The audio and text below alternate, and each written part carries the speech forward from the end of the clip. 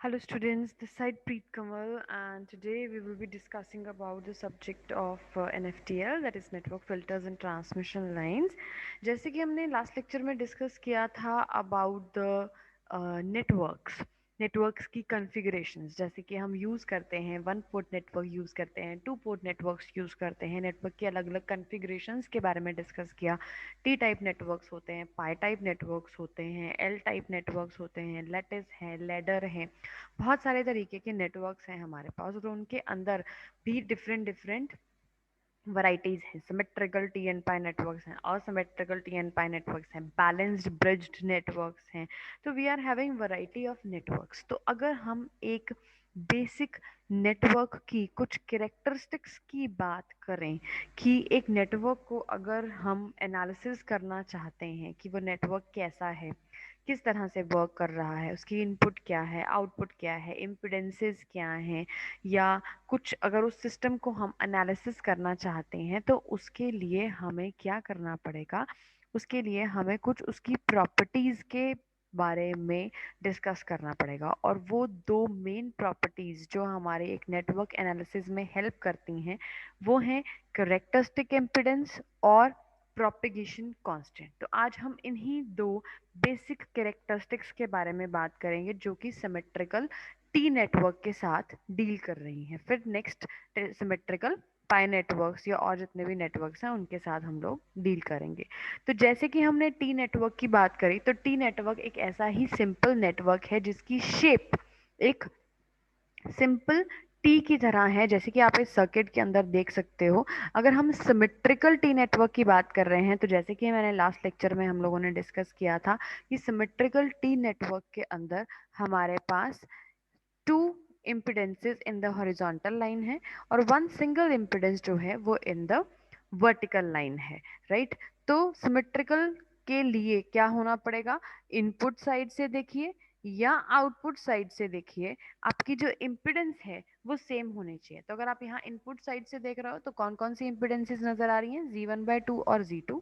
और अगर आप आउटपुट साइड से देख रहे हो तो कौन सी इम्पिडेंस नजर आ रही है, Z1/2 और Z2। दैट मीन्स कि चाहे इनपुट से देखें चाहे आउटपुट से देखें, इस नेटवर्क इस टी नेटवर्क में हमें जो इम्पिडेंसेस हैं इनपुट और आउटपुट की वो दोनों इक्वल हैं, सेम है। तो इस वजह से इसे हम सिमेट्रिकल टी नेटवर्क बोलते हैं, जो कि एक मोस्ट फ्रीक्वेंटली यूज्ड नेटवर्क है।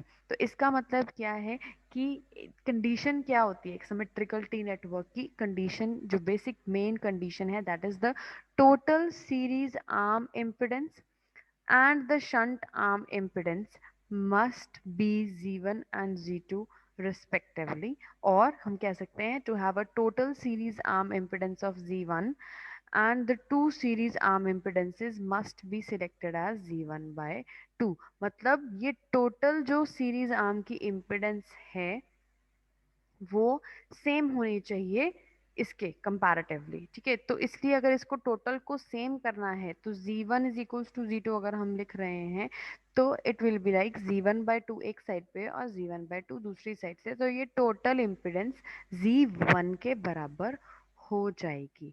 तो this is the basic condition of making a symmetrical network, specially symmetrical T network. तो दो जो हमने मेन प्रॉपर्टीज या मेन कैरेक्टरिस्टिक्स की बात करी वो है कैरेक्टरिस्टिक इम्पिडेंस जिसे हम Z0 से रिप्रेजेंट करते हैं और प्रोपेगेशन कांस्टेंट जिसे हम लेमडा से या y से जो है इसको हम रिप्रेजेंट करते हैं, राइट। तो अगर हम कैरेक्टरिस्टिक इम्पिडेंस की बात करें तो in terms of series and shunt arm impedances consider a symmetrical T network terminated at its output terminal with its characteristic impedance।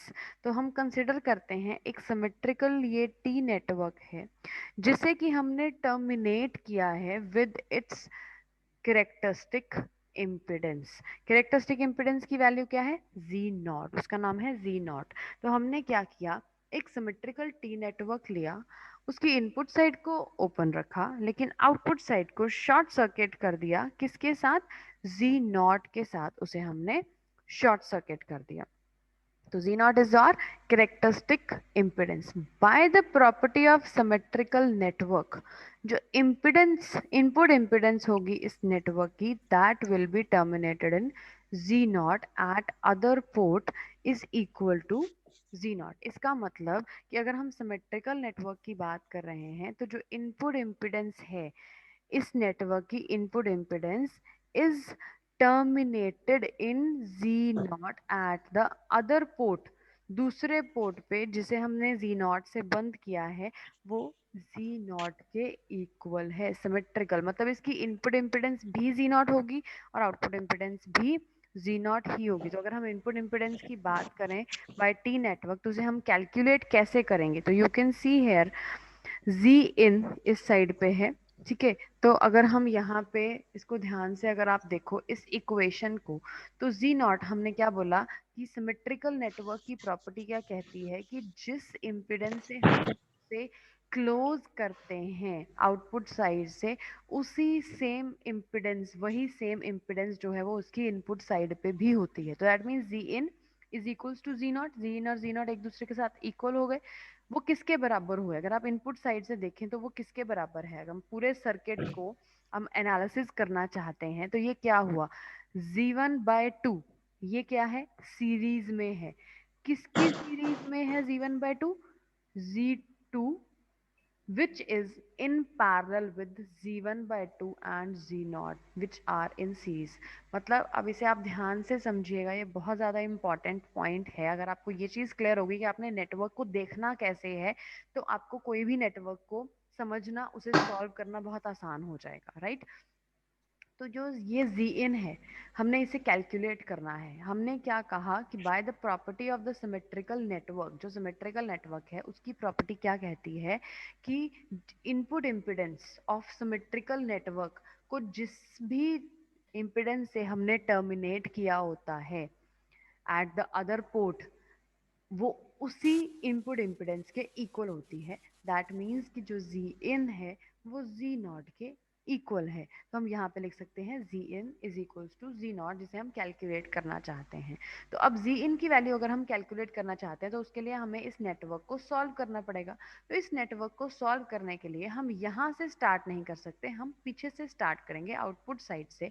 तो अगर आप आउटपुट साइड से देखें ये एक ग्राउंड टर्मिनल है, तो ग्राउंड टर्मिनल से अगर हम इसको चेक करें तो Z1/2 this impedance and Z0, तो आप देख सकते हो कि ये दोनों इम्पिडेंसेस क्या हैं, एक दूसरे के साथ सीरीज कनेक्शन के अंदर है।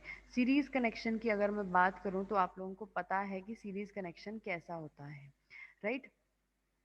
तो सीरीज कनेक्शन जो है वो क्या कह रहा है, सीरीज कनेक्शन किस तरह का होता है, इट इज समथिंग लाइक ये एक रेजिस्टेंस है, ये दूसरी रेजिस्टेंस है, ठीक है। इन इन दोनों का ये पॉइंट और ये पॉइंट अलग अलग है, तो ये दोनों इम्पिडेंसेस क्या कहलाती हैं, सीरीज इम्पिडेंस। तो यहाँ पे क्या दिख रहा है हमें कि Z1/2 और दूसरा उसके साथ में Z0, अगर आप इन दोनों को ध्यान से देखें तो ये इसी तरीके से कुछ आपस में कनेक्टेड हैं।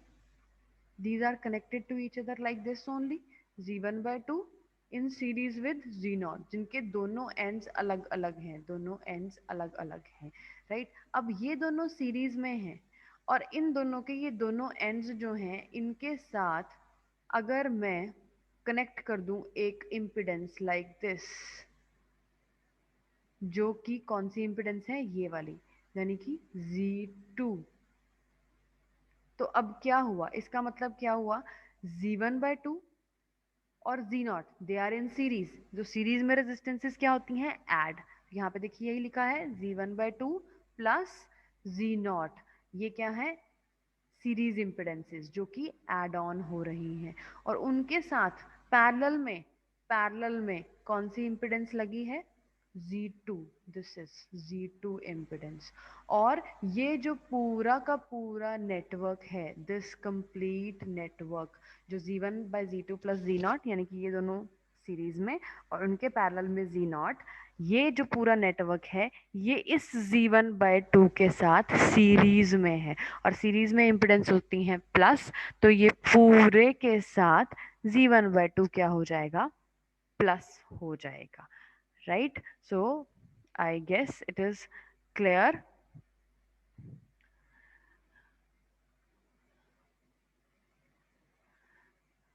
फाइन. सो नेक्स्ट हम देखते हैं अब इसे सॉल्व कैसे करना है. अब इसे सॉल्व करने के लिए व्हाट वी शुड डू. अब ये दोनों इम्पिडेंसेस हैं पैरेलल में. Z2 in parallel with Z1/2 plus Z0. तो अब पैरेलल में इम्पिडेंसेस किस तरह से ऐड होती हैं. Like Z1 into Z2. समझ लीजिए कि ये R है, R1 है, ये R2 है फॉर एग्जाम्पल. ठीक है, तो ये बन गई R1 is in parallel with R2. तो अगर हमने R1 और R2 इन पैरेलल लिखना हो तो कैसे लिखेंगे हम.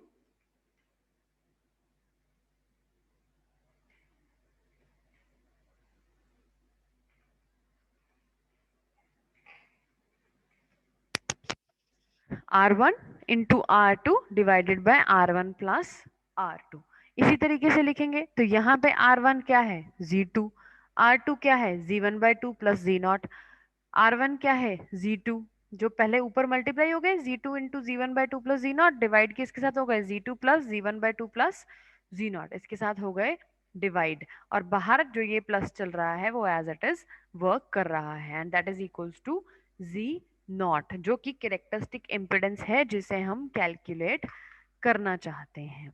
राइट. तो अब यहाँ पे क्या हुआ कि हमने जो ये नेटवर्क है इसको ओपन किया. इस जो इक्वेशन है इसको ओपन किया. इसको ओपन करने के बाद हमने यहाँ पर क्या किया, Z0 के साथ मल्टीप्लाई कर दिया. किसको, Z2 plus Z1/2 plus Z0. ये सारी टर्म इस साइड पे जाके Z0 के साथ मल्टीप्लाई हो रही है.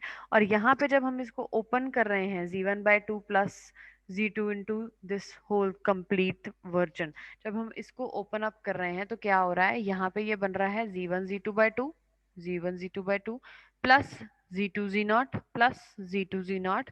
Right. And along with that ये Z1/2, क्योंकि ये एलसीएम लिया था हमने इस चीज का. राइट. एलसीएम लिया था तो मतलब Z1/2 अलग था, Z2 plus Z1/2 plus Z0 अलग से था. राइट. तो अब ये टर्म इसके साथ भी मल्टीप्लाई हो रही है और ये पूरी की पूरी टर्म Z0 के साथ भी मल्टीप्लाई हो रही है. Z1/2 into Z2 plus Z1/2 plus Z0. तो ये सारी टर्म इधर और इधर दोनों साइड्स पे मल्टीप्लाई हो रही है, और ये पूरी टर्म जो है वो एज इट इज यहाँ पे हम लोग इसको नोट डाउन कर रहे हैं. राइट. तो ये इसको जब हम ओपन अप करेंगे तो क्या बन जाएगा, Z0 Z2 plus Z1 Z0/2 plus Z0 square, that is equals to Z1 Z2/2 Z1 square by 4 plus Z1 Z0/2 plus Z1 Z2/2 plus Z2 Z0. तो इनमें से कुछ टर्म्स जो हैं वो कैंसल आउट हो सकती हैं, लेकिन जो Z0 स्क्वायर है, राइट. ठीक है. अब ये दोनों टर्म्स जो हैं वो आपस में मिलेंगी तो 2Z1 Z2/2 बन जाएंगी. राइट. तो वो हो गई Z1 Z2, फिनिश हो गई वो टर्म्स. राइट. इसी तरीके से इनको जब हम इसको सॉल्व करेंगे इस इक्वेशन को, तो हमारे पास क्या आएगा, Z0 स्क्वायर इस साइड से, that will be equal to Z1 square by 4 plus Z1 Z2. Reason मैं आपको बता देती हूँ अभी यहाँ पे कि ये कैसे इन्होंने कैलकुलेट किया है इस जगह के ऊपर. अगर मैं इसको यहाँ पे ड्रॉ करूँ तो you can see here Z2 Z0 equal to के इस साइड पे है और Z2 Z0 he equal to के इस साइड पे है. तो ये दोनों टर्म्स आपस में क्या हो जाएंगी, कैंसल आउट हो जाएंगी. सिमिलर तरीके से अगर मैं ये देखूं Z1 Z0/2, इधर भी Z1 Z0/2, तो ये दोनों टर्म्स अगर इक्वल टू के एक साइड पे हम लोग लेके जाएंगे तो वो आपस में माइनस हो जाएंगी and they will be cancelled out. Right. अब बची ये दोनों terms Z1 Z2/2 Z1 Z2/2. अगर इनको हम प्लस करेंगे तो ये क्या बनेगा, 2Z1 Z2/2. तो अगर हम इस तरह से इसको कैलकुलेट करेंगे तो what will happen, these two will be cancelled out, 2 will be cancelled with 2, and this term Z1 Z2 and Z1 Z2 will be converted into Z1 Z2 only. इसके साथ ये चीज रिप्लेस हो जाएगी. राइट. और तो क्या बचा, Z0 square that is equals to Z1 square by 4 plus Z1 Z2. So अगर हम Z0 का स्क्वायर उड़ा दें तो this will come into the under the root function. Right. So in this way हमारा जो ये कैरेक्टरिस्टिक इम्पीडेंस है वो हम कैलकुलेट कर सकते हैं। एक सिमेट्रिकल टी नेटवर्क की characteristic impedance will be calculated in this particular manner. तो अब हम अगर बात करें in terms of open and short circuit impedances की, अगर हमारा सर्किट ओपन है और अगर हमारा सर्किट शॉर्ट सर्किटेड है आउटपुट साइड से, तो किस तरीके से आपका सिस्टम, आपका नेटवर्क जो सिमेट्रिकल टी नेटवर्क है वो किस तरीके से वर्क करेगा in both the cases in a symmetrical T network. Symmetrical means Z1/2 Z1/2 दोनों सीरीज है आर्म्स में और शंट आर्म में Z2। एंड सिमिलरली है दोनों केसेस में impedance is measured at any pair of terminals with other pair of terminals either open circuit or short circuit are of same value। कोई भी अगर आप टर्मिनल्स की बात कर रहे हो तो वो, अगर हम किसी भी टर्मिनल्स की बात कर रहे हैं, impedances measured at any pair of terminals with any other pair of terminals, किसी भी केस के अंदर सिमेट्रिकल नेटवर्क्स में उन इम्पिडेंसेस की वैल्यू हमेशा सेम रहती है, चाहे आप ओपन सर्किट की बात कर लो चाहे शॉर्ट सर्किट की बात कर लो। क्यों? क्योंकि अगर हम ओपन सर्किट की बात कर रहे हैं तो इम्पिडेंस हम चाहे एक साइड से देख रहे हैं चाहे दूसरी साइड से देख रहे हैं, the impedances will be same. तो Z1OC means first side port से या Z2OC सेकेंड साइड के पोर्ट से अगर हम इम्पिडेंस को देख रहे हैं तो यहाँ पे भी इम्पिडेंस जो है Z1/2 प्लस Z2 है जो कि सीरीज में है। अगर आप इस साइड से सेकेंड पोर्ट से देख रहे हो तो भी it will B Z1/2 plus Z2। लेकिन अगर हम शॉर्ट सर्किट इम्पिडेंस की बात करें तो उसमें थोड़ा सा चेंज होगा कि दैट विल बी, अगर हम शॉर्ट सर्किट की बात कर रहे हैं तो जीएससी अगर हम कैलकुलेट करेंगे तो it will be something like कि ये दोनों जो हैं they are in parallel with each other. क्यों पैरेलल में है? जैसे कि हमने पहले इस चीज को डेजिग्नेट किया था कि Z1/2, आप देख सकते हो यहाँ पे एक पॉइंट है, इस पॉइंट पे कनेक्टेड है Z1/2, right. This is Z1/2 जो हमारी सेकेंड पोर्ट पे कनेक्टेड है अगर हम शॉर्ट सर्किट की बात कर रहे हैं तो, ठीक है। और उसका ये जो दूसरा पॉइंट है, अब उसको ध्यान से देखो, वो दूसरा पॉइंट कहाँ कनेक्टेड है, किस साइड से कनेक्टेड है? Z2 के साथ। देखो क्या किसी और चीज के साथ वो कनेक्टेड है रास्ते में? No, it is connected to Z2। और Z2 का दूसरा एंड Z1/2 की स्टार्टिंग में कनेक्टेड है। और अगर हम इसे अब ध्यान से देखें तो ये कौन सा नेटवर्क बन रहा है? It is a parallel combination, right. तो अगर हम शॉर्ट सर्किट की बात कर रहे हैं तो शॉर्ट सर्किट के अंदर आपकी जो ये वाली इम्पिडेंसेस हैं, these are not connected in series, they are connected in parallel. तो Z1/2 in parallel with Z2 which in combination, ये दोनों in combination they are in series with this Z1/2, right. So इस तरीके से ये दोनों connected हैं। तो अगर हम अब इनकी बात करें Z1/2 Z2 की बात करें इन पैरेलल हैं तो क्या होगा? ऊपर ये इम्पिडेंसेस मल्टीप्लाई होंगी और नीचे जाके प्लस हो जाएंगी, Z1 Z2/2 एंड देन नीचे Z1/2 प्लस Z2, और ये इन कॉम्बिनेशन में प्लस हो रही हैं Z1/2 के साथ, राइट। तो इस तरीके से ये दोनों क्या हो रही हैं? ऐड ऑन हो रही हैं। अब यहाँ पे जब हम इसको सॉल्व करेंगे इस कंडीशन को तो वो किस तरह से होगी?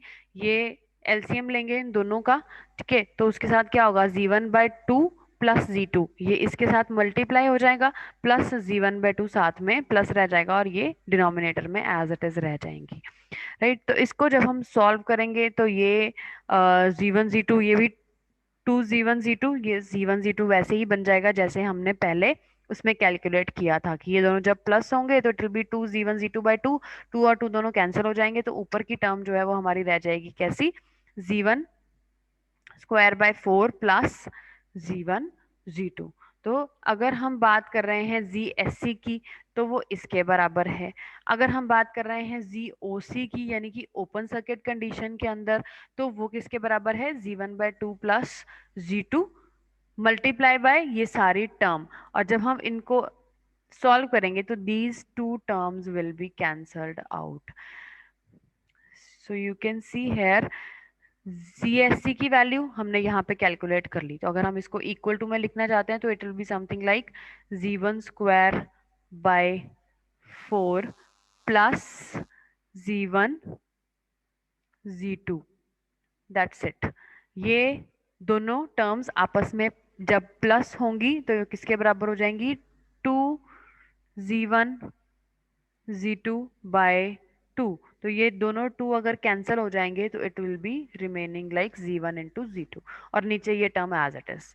ठीक है, तो अगर हम इन दोनों इक्वेशंस को मल्टीप्लाई करें, Z0 ZOC इंटू ZSC, तो इनको मल्टीप्लाई करेंगे तो क्या होगा, ZOC की वैल्यू क्या है, Z1/2 प्लस Z2, और ZSC की वैल्यू हम लोग यहाँ पे कैलकुलेट कर चुके हैं। These two equations will be cancelled out and this output will be equal to Z1 square by 4 plus Z1 Z2। it is exactly same जो हमने Z0 square की वैल्यू कैलकुलेट करी थी। दैट मीन्स कि characteristic impedance को हम इस तरीके से भी कैलकुलेट कर सकते हैं। कैरेक्टरिस्टिक इम्पिडेंस है geometric mean of open and short circuit impedances measured at any pair of terminals, किसी भी पेयर ऑफ टर्मिनल्स पे हम इसे कैलकुलेट कर सकते हैं।